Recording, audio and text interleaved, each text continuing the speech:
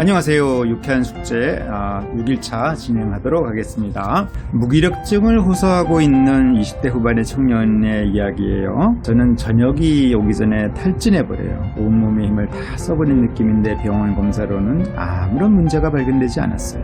정신과 두 곳에 들려서 검진을 받아보니 모두 우울증이라고 하네요. 대체 왜 이렇게 힘이 없는 걸까요?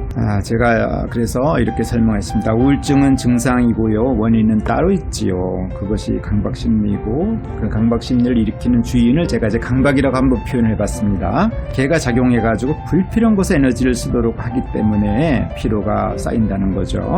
그러니까 이제 에너지가 다 소진되니까 정상적인 욕구를 우리가 충족시킬 수 없어요. 정상적인 욕구 뭐죠? 밥 먹는 거, 노는 거, 자는 거, 자기 실현하는 거, 다 이런 거죠. 그럼 어떻게 하면 되겠냐 이거죠.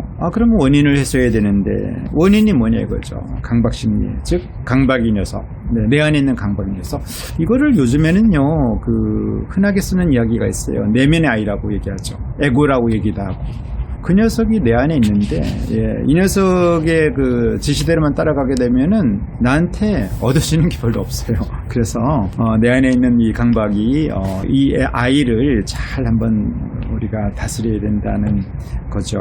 그럼 어떻게 되느냐? 우리가 그 원인은 강박심리라고 하는데 마치 구슬에 강박심리라는 때가 낀 것 같으니까 이거를 잘 쓰내면은 해결되는 거 아니냐? 그것이 바로 본성회복이고 심성 개발이고 마음 공부고 마음 세탁이고 자기 수양이고 이런 거죠. 그럼 어떻게 씻어내느냐 이것이 이제 관건이잖아요. 그러면 이제 강박이가 무슨 생각을 하는지 알아야 되잖아요. 그 걔가 생각하는 것이 그 에고 내면 아이는 해독에 의해야만 한다는 생각이 강해요. 모든 것을 자기 방식대로만 해야 된다고 주장하는 거죠. 우리가 이제 저번 편에 얘기했듯이 남이 나를 알아줘야 된다는 거죠. 내가 남을 알아줄 생각은 별로 없어요. 그것이 바로 강박이죠. 내가 남을 알아줘도 된다는 거. 그러면은 더 유연해지는데 그런 출구가 없는 거죠. 그래서 이 강박심리의 특징을 살펴보면은 착각, 무지. 그래서 이것이 이제 욕심과 고집으로 귀착이 되는 거죠. 무지라는 것은 어떻게 살해 바른 길인지 알지 못하는 것이요. 착각은 자기만의 생각에 취해 잘못 알고 있는 것이요. 욕심은 내 실적보다 기대치가 높은 것이요. 내가 가지고 있는 분수에 맞지 않는 높은 기대치라는 거죠. 고집은 바른 길을 알려줘도 듣지 않는 마음이라고 이렇게도 표현을 받습니다. 그래서 결국에는 우리가 마음 공부의 가장 핵심은 뭐냐? 내가 나만의 생각에 취해 있다는 거죠. 그것은 원카드, 해독에 의하면 한다는 거죠. 그러면은 이거 말고 한 장의 카드를 더 가져가는 거죠. 그것이 바로 뭐냐면은 달동네 카드죠. 이 달동네 카드를 지니게 되면 2A가 되죠. 두 장의 카드. 그러면 못 갈 데가 없죠. 가다가 막히면 돌아가면 되는 거고, 하다가 너무 힘들면 쉬어도 되는 거고요. 경쟁사회에서 너무 힘들면은 또 비경쟁으로 내가 나가도 되는 거고요. 다 되거든요. 그래서 우리의 삶이 그렇게 어렵지 않죠.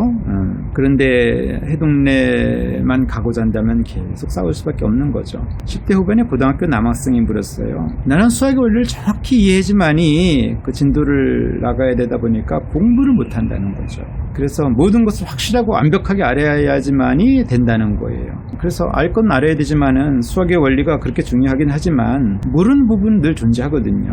그리고 그런 불확실한 것이 있기 때문에 오히려 수학이라는 것이 그 불확실한 것을 정의하면서 생각을 정돈했기 때문에 우리가 수학을 좋아하는 거 아니겠습니까? 어떤 정의를 내리고 약속을 하고 또 거기에 어떤 법칙을 만들어서 어떤 우리의 그 강박이의 소망을 들어준다고도 볼 수 있는 거죠. 강박이는 항상 정확해야 된다, 알아야 된다, 명쾌해야 된다. 그래서 어떻게 보면 수학이 탄생된 것은 강박이의 큰 공로라고 볼 수도 있어요. 그래서 저도 여기서 강박이와 깨침이, 즉 강박이는 에고, 요즘 언어로 말한다면은 바로 내면의 나이. 그런데 얘네들하고 우리가 또 적대시할 필요가 전혀 없는 것이 얘네들의 공로도 이렇게 크거든요. 수학을 만들어내잖아요.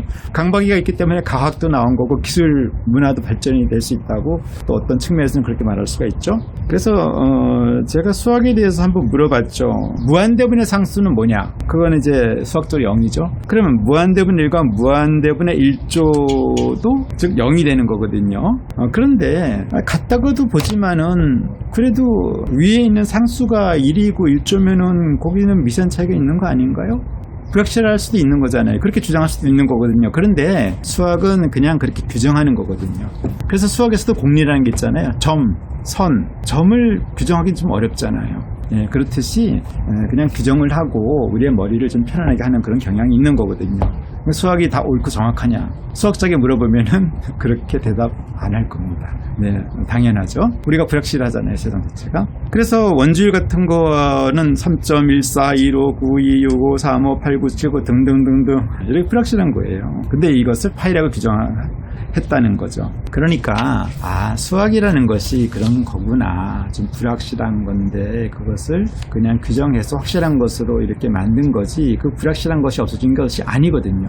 즉 수학은 불확실한 것을 오히려 인정했다고 볼 수가 있죠.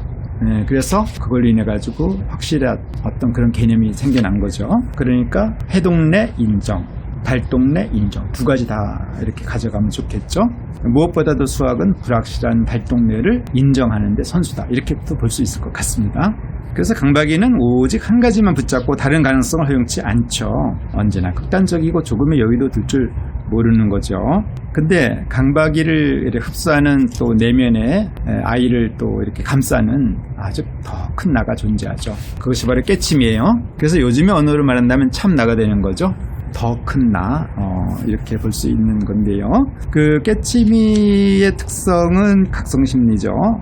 그래서 꼭 그래야만 한다라고 내세우기보다 그럴 수 있다라고 포용하는 심리죠. 항상 새로운 가능성을 인정할 줄 압니다. 그래서 강박이를 포용을 하고 강박이를 수용을 할 수 있는 큰 마음이 나한테 있는 거거든요. 그쪽으로 향하게 되면은 세상의 많은 문제들이 그냥 단칼에 풀려버린다고 볼 수 있어요. 근데 우리가 이제 이 강박이가 가장 약한 부분이 바로 이 죽음에 대한 부분이잖아요. 죽음을 늘 적대시하고 그러다 보니까 죽음과 싸우고 죽음이 뭔지 알기 전에 그냥 싫어. 더 이상 생각을 안 하는 거예요. 강박이는 그런 경향이 있거든요. 한 번 더 생각을 하지 않아요. 깨치미는 뭐냐? 한 번 더 따져보는 거예요. 한 번 더 생각을 할 수 있는 그런 여유가 있거든요. 그래서 이런 특히 그 죽음에 대한 문제에 대해서 강박이는 여유가 많이 없어요. 그런데도 그 깨치미들이 다가와서 그 죽음에 대한 여러 가지 두려움이라든지 안 좋은 생각을 떨쳐내는 분들이 의외로 많아요. 그 중에 한 분 제가 이 책에서 소개가 되어 있어요. 바로 저한테 글을 가르쳐 주신 선생님인데요. 우리 선생님은 등단 시인이셨어요. 또 동국대학교 또 국어국문학과도 나오셨고 제가 첫 책 출간을 할 때 그 인연을 맺게 되었어요. 그때는 동아일보사에서 단행본을 이렇게 맡고 계셨거든요. 덕분에 제가 이제 단행본 쓰는 법도 배우고 또 글쓰기에 대한 조언도 들으면서 저에게는 아주 소중한 글쓰기 선생님이셨죠. 근데 이 선생님께서 2010년 6월에 안타깝게도 대장암 말기 판정을 받으셨어요. 그런데 선생님은 이걸 다 숨기신 거죠. 그리고 주변에도 알리지 않고 그래서 그 동아일보사를 그만두시고 홀로 어떤 그 글쓰기 작업도 하시고 또 그렇게 보내셨는데 그때 제가 저와 같이 뜻을 하는 그런 문화생들이 있어가지고 선생님께 글쓰기 강좌를 요청하셨는데 그렇게 어려운 상황에서도 선생님께서는 저희를 가르치셨어요. 그런데 아무도 그걸 알 수가 없었어요. 그냥 조금 선생님 몸이 불편한 거는 같았었거든요. 그런데 선생님이 말씀하시기를 그냥 좀 허리 디스크가 좀 있다는 정도로 얘기를 하시니까 저희는 정말 눈치도 못 챘어요. 그런데 선생님께서 이렇게 이제 엄청난 일이 있었던 거죠.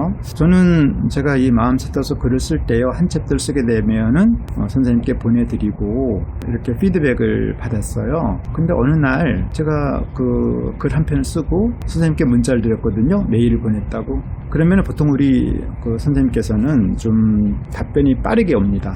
그런데 답변이 오질 않았어요. 그래서 바쁘시려거니 이렇게 생각했는데 그런데 저녁 무렵에 선생님께서 전화를 주시는 거예요. 그래서 너무 반가워가지고 선생님 안녕하세요 라고 얘기했는데 선생님 목소리가 아닌 거예요. 사모님께서 전화를 주셨더라고요. 지금 우리 사모님은 중견 출판사 마음산책 지금 대표님을 계세요.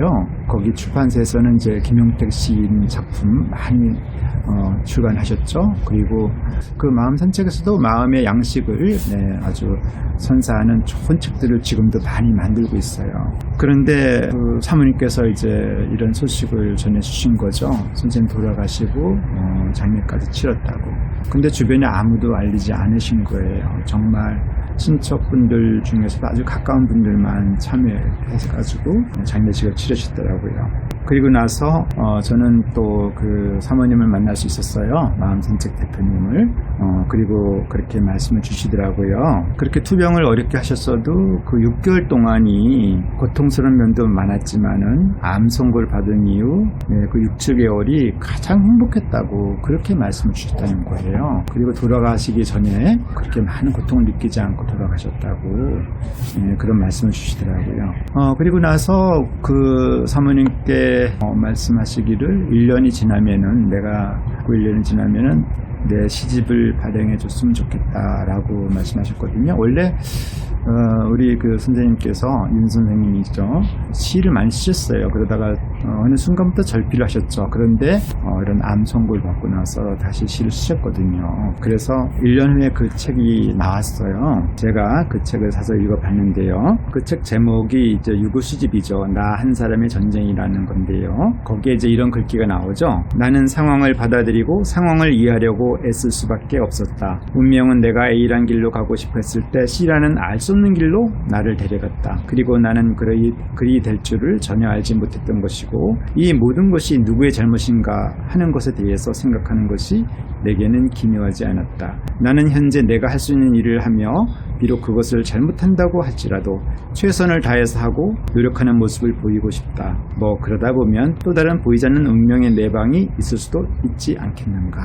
스님께서 이 글 속에서 이렇게 표현하였듯이 정말 그 달관의 경지를 보이고 있거든요. 삶과 죽음을 이렇게 그냥 의연하게 바라보고 계셨던 거죠. 논어에 보면은요 이런 이야기가 있어요. 침에 돌을 들면 저녁에 죽어도 좋다, 이런 얘기가 있는데요. 뭔가 우리가 그 살아가면서 정말 깨달음의 한 소식을 듣는다면은 내가 인생에 있어서 이미 태어나서 얻을 것을 다 얻었다. 그렇다면 내가 100살이 지나서 죽는 거나 뭐 지금 죽는들 뭐가 그렇게 원망스럽고 안타까운 일이겠는가 라는 생각을 하고 있습니다. 저는 저 자신에게 한번 저도 다시 물어보게 됩니다. 오늘 내가 죽어도 여한이 없는가? 라고 물으면은 제가 이 책을요 2013년도에 썼잖아요. 그러면은 거의 10년이 돼가는데 그때 저한테 물었을 때 제가 이렇게 그 대답을 하네요. 만일 내게 질병으로 인해 당장 죽음이 들이닥친다면 나도 선생님처럼 초연하게 대처할 수 있을까? 그때 제가 한참 머뭇거렸어요. 내 마음에 좋지 않은 마음의 때가 덕지덕지 묻어있다 라고 저도 생각을 했고요. 죽음에 대한 강박심도 여전하고 도와 거리도 한참 멀고 숙제를 제대로 해야겠구나, 더 부지런히 씻어야 되겠다라고 얘기했는데 지금 10년이 지났는데 똑같네요. 이거 어쩐단 말입니까? 네. 그래서 또 항상 씻을 수밖에 없다는 또 결론이 납니다. 우리가 이런 질문을 받을 때요 누구나 상황은 같은 거라고 봅니다. 어떤 날은 내가 마음대가 좀 잘 씻은 날에는 정말 죽음마저도 받아들일 수 있을 것 같은 그런 생각이 들 때가 있거든요. 그리고 또 어떤 날은 도저히 안 돼, 나는 해야 할 일이 아직 많고 또 딸린 식구들도 많아, 그런데 어떻게 내가 죽어, 또 이런 생각이 강하게 올 때도 있죠. 그 마음이 누구라도 왔다가 갔다가 그럴 것 같습니다. 우리가 정말 100살을 산다고 하면은 아이고 잘 살았네, 이젠 충분하네, 이렇게 다 될까요? 저희 외할아버지께서는 그렇게 말씀하셨어요. 90세를 사시고 참 잘 살았다, 이제 나는 간다라고 일일이 다 인사하시고 가셨거든요. 저희 할아버지는 거의 도인 수준이에요. 그래서 우리가 꼭 그렇게 해야 된다면 그것도 강박이잖아요. 우린 늘 부족하고 어떤 날은 마음이 좀 비워져서 좀 초인해지다가도 또 어떤 날은 정말 삶의 집착이 심해져서 그것이 뭐 좋은 또 결과를 낼 수도 있겠지만은 또 괴로움을 줄 수도 있잖아요. 하루 정말 충실하게 최선을 다해서 살았다고 생각할 때 오히려 조금 초인해지는 감이 있는 것 같아요. 부끄럽지 않은 거죠. 그러나 우리가 또 그런 삶을 얼마나 살 수 있겠어요. 항상 부딪히고 깨지고 또 고민하고 터지고 이런 것이 우리의 삶에 더 가깝지 않나, 저는 이렇게 생각합니다. 그리고 괜찮아요. 왜냐면은 씻어내면 되잖아요. 글쎄요, 지금 저한테 물어보니까 죽음에 대해서 제가 초연해졌냐라는 질문을 받아보니까요, 제가요 이런 생각을 안 하고 사는 것 같아요. 제가 죽음에 대해서 초연해지기가 싫어요. 그리고 그런 과제를 가지고 제가 고민을 하지 않는 것 같아요.